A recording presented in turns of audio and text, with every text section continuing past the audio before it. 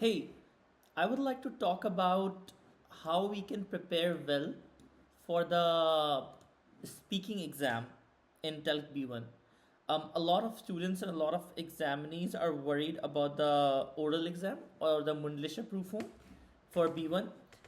And I feel like the reason for that is like a lot of people believe that they are not fluent German speakers, and clearly they cannot understand or speak German on the streets or in real life fluently, and that's why they have no chance of clearing the B1 exam. Well, I need to tell you that that is not the expectation for B1. You're not expected to understand and speak fluently German at B1 level. That is indeed a much higher level.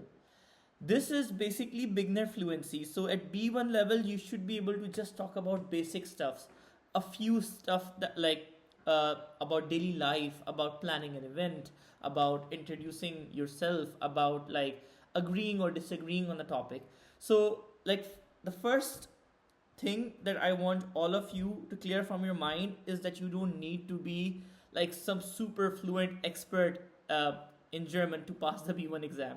The second thing is they're also very, very lenient with the exam. So this is not something that you need to really worry about. Um, so that's why in this video I'm gonna just discuss like on a high level on how you can clear the B1 exam, like especially the speaking portion, and yeah, and what are the tips and tricks that can really help you. So I have prepared this cheat sheet where I will just like go through that and I will just explain you everything about it. So this is a generic guide. I'm gonna use the Telc speaking exam as an example, but the tips that I will give you is just generic that can be applied to anywhere. But using Telc as an example, let me explain you the structure for the speaking exam for Telc. So there are like three sections for the speaking exam. The first part is like the personal introduction, where you need to just introduce yourself to the examiners and then to the other fellow examinee, and you need to also ask questions. Then there's like a topic discussion, and then there's a event planning. So when I will tell you how it exactly works. So what will happen is like you will be at the examination center, okay, and then you will be assigned a partner, which will be another examinee also taking the exam with you, okay, and then both of your names will be called first, and both of you will be put in a room separately, and both of you will be given like a sheet of blank paper, some pencils, and like a question. Right, in that question paper you will have the name of the topic that you would be discussing later in the exam, and also the event that you're going to be planning, right? So based on these questions, you will be given 20 minutes to take some notes about the topic that you want to talk about, right? And also the event. Once the 20 minutes are over, both you and your a fellow examinee will be taken to another room where two examiners will be there sitting, and you will take your place, and then your fellow examinee will take another place in front of you, okay. You can even go to YouTube and see how it works in the Telc P1 oral exam, and then they show the demos as well. And then first you will start with your introduction, introducing yourself, which will be the first part of the exam, and then your examinee will introduce themselves as well, and then it will be followed by the second part of the conversation, which is like they will be given you will be given a topic like traveling alone versus traveling in a group, and then you will have to take one side or the other and then discuss it with the fellow examinee. And the third part would be event planning, where there will be a topic like, okay, let's plan a trip to the beach, and then you and your fellow partner will be discussing and planning these things together. So the first thing is like the actual exam lasts barely 10 minutes in total, 10 to 15 minutes, and in total you would have to speak maybe 20-25 sentences, not more than that. So you don't need to panic, you don't even need to speak a lot actually, so it gets over very quickly.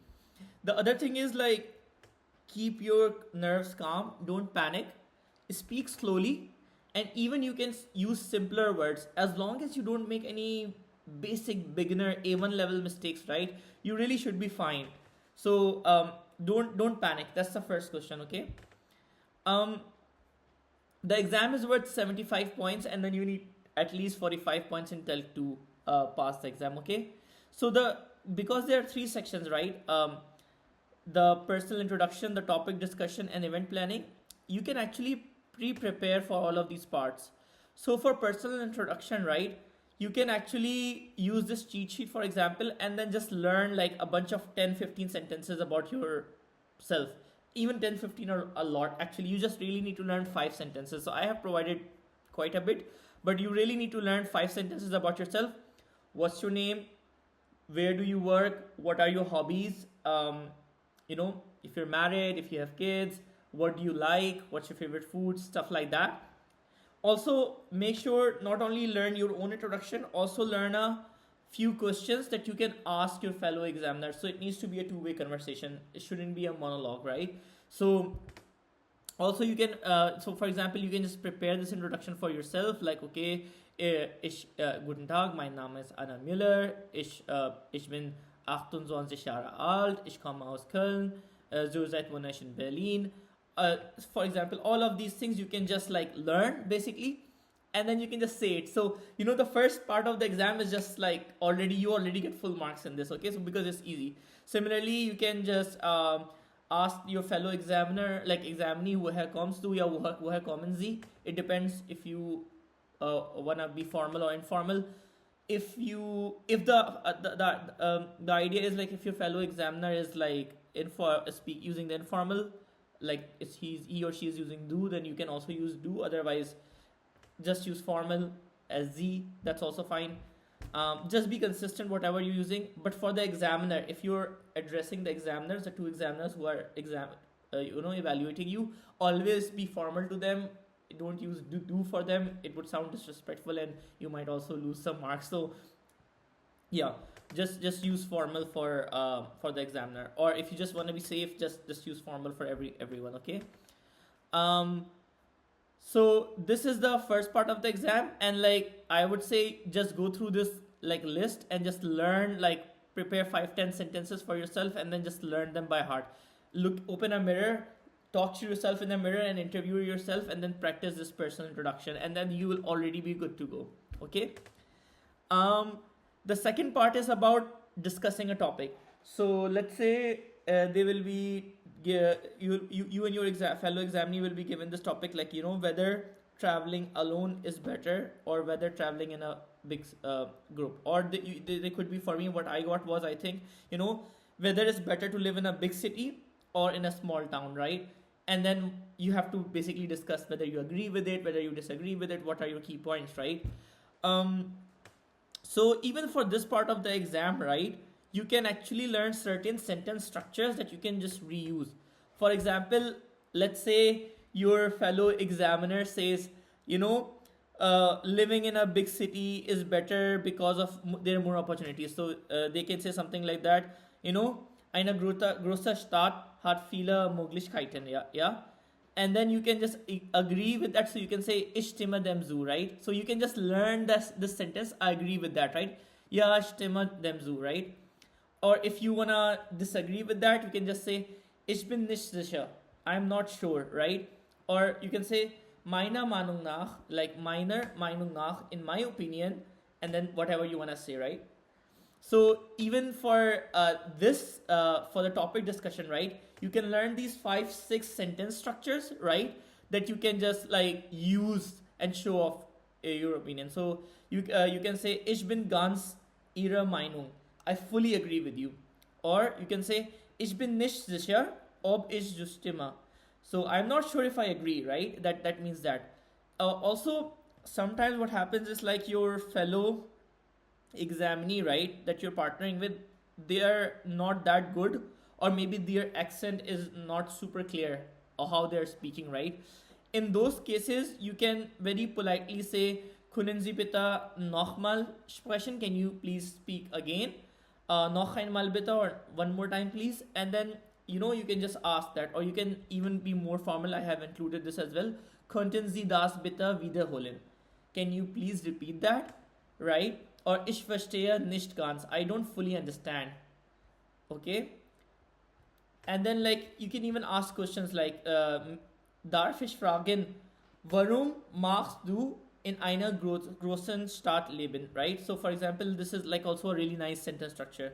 Warum Darf ich fragen? May I ask warum?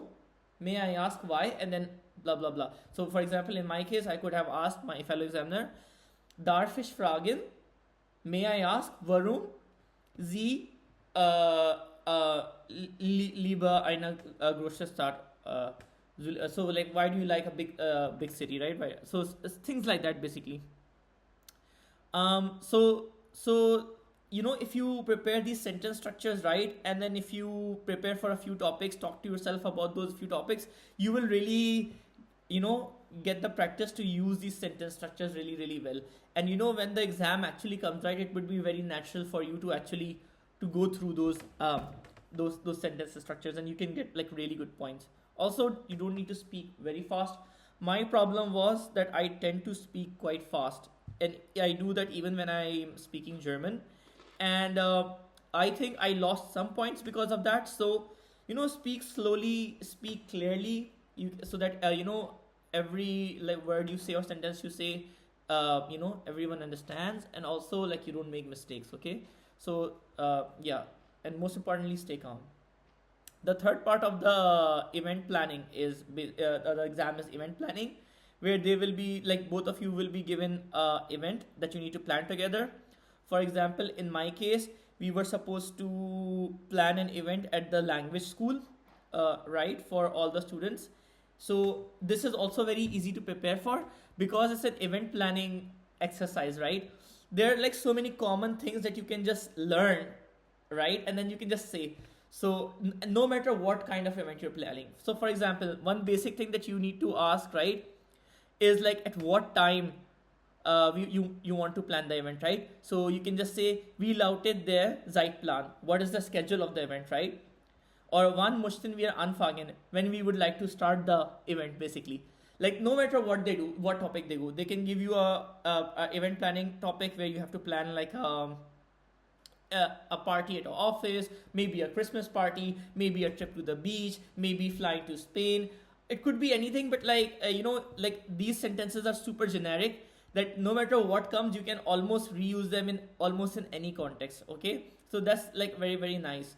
Wo treffen wir uns? Where shall we meet? Right? Welche Vorbereitung müssen wir treffen? What preparations do we need to make? So like look at that. This sentence, right? Welche Vorbereitung müssen wir treffen? Like this sentence just fits in every context. For example, let's say they give you a topic on planning a trip to Spain. You can say that welche Vorbereitung müssen wir treffen? What preparations do we need to make? It makes sense, right? We're going for a trip to Spain. Similarly, if they give you a topic to plan a Christmas party, right, for your office, then you can again use this sentence, right? It's this exact same thing. Welche Vorbereitung müssen wir treffen? What preparations do we need to make, right? Wie lautet der Zeitplan? Yeah? Or like, können wir eine Checkliste erstellen? Should we create a checklist? Like, you see? Or sollen wir eine Erinnerung setzen? Should we set up a reminder? So these sentences are, because they're so generic, they're in question format. But if you just learn like all of them, right, and then just use 3 or 4 of them, you kind of already passed, like you're already in a good position to pass this, like get decent marks in this event planning part of the exam.